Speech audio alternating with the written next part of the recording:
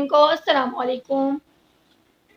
اسلامی مہینوں میں سب سے آخری مہینہ ذی الحج کا مہینہ ہے جو کہ شروع ہو چکا ہے، اور یہ مہینہ بہت ہی فضیلت والا مہینہ ہے اور بہت ہی بابرکت مہینہ ہے۔ اس مہینے کے بارے میں اللہ کے نبی صلی اللہ علیہ وآلہ وسلم نے ارشاد فرمایا کہ اللہ کے نزدیک کسی بھی دن کا عمل اتنا پسندیدہ نہیں ہے جتنا کہ ذی الحج کے مہینے کے پہلے 10 دنوں میں کیے گئے اعمال پسندیدہ ہیں۔ تو صحابہ کرام نے رضی عنہ نے عرض کیا کہ یا رسول اللہ صلی اللہ علیہ وآلہ وسلم، جہاد؟ تو آپ صلی اللہ علیہ وآلہ وسلم نے فرمایا ہاں، جہاد بھی، سوائے اس کے کہ کوئی شخص اپنی جان و مال کے ساتھ نکلا اور کچھ بھی نہ لایا، یعنی کہ وہ اللہ کی راہ میں شہید ہو گیا۔ اب اس بات سے آپ خود اندازہ لگائیں کہ یہ مہینہ کتنا زیادہ فضیلت والا مہینہ ہے، اس دن کتنے زیادہ فضیلت والے دن ہیں۔ تو ہمیں اس کے پہلے عشرے میں یہ 7 عبادتیں ضرور کرنی چاہیے۔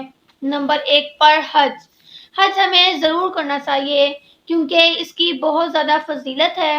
یہ اسلام کا پہلا رکن ہے اور یہ سال میں ایک ہی مرتبہ آتا ہے، اور حج کے لیے اللہ نے ایک خاص وقت مقرر کر دیا ہے۔ حج کی فضیلت کیا ہے کہ نبی کریم صلی اللہ علیہ وآلہ وسلم نے ارشاد فرمایا، جو شخص حج کر کر لوٹا تو اللہ اس کے سارے گناہوں کو معاف کر دے گا، یعنی کہ وہ گناہوں سے پاک ہو جائے گا۔ اور نبی کریم صلی اللہ علیہ وآلہ وسلم نے حج کے بارے میں فرمایا، اور جو کوئی بھی حج کی استطاعت رکھتا ہو تو اسے چاہیے کہ وہ ضرور حج کرے۔ نمبر 2 پر قربانی۔ اس مہینے میں ہمیں قربانی بھی ضرور کرنی چاہیے کیونکہ قربانی ہر مسلمان مرد اور عورت، ہر صاحب استطاعت لوگوں پر فرض ہے۔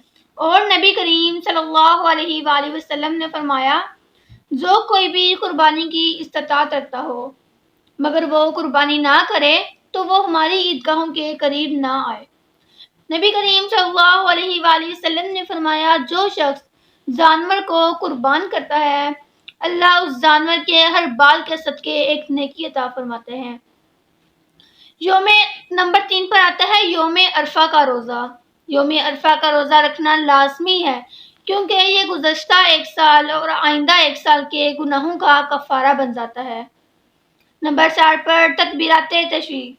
یہ 9 ذی الحجہ سے لے کر 13 ذی الحجہ کی اثر تک ہر مرد اور عورت پر فرض نماز کے بعد تکبیرات تشریق پڑھنا واجب ہے۔ نمبر 6 پر آتا ہے ذی الحجہ کے مہینے میں راتوں کا قیام۔ اب راتوں کے قیام کی کیا فضیلت ہے؟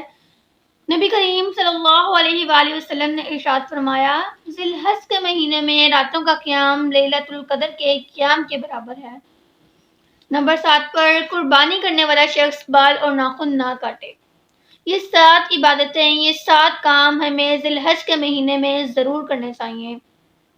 تو آخر میں میری اللہ رب العزت سے دعا ہے کہ اللہ تعالی ہم سب کو اس مہینے میں زیادہ سے زیادہ عبادت کرنے اور روزے رکھنے کی توفیق عطا فرمائے، اور ہم سے جتنا ہو سکے ہم اس مہینے میں گناہوں پر معافی مانگیں، اللہ تعالیٰ سے بخشش طلب کریں۔ آمین۔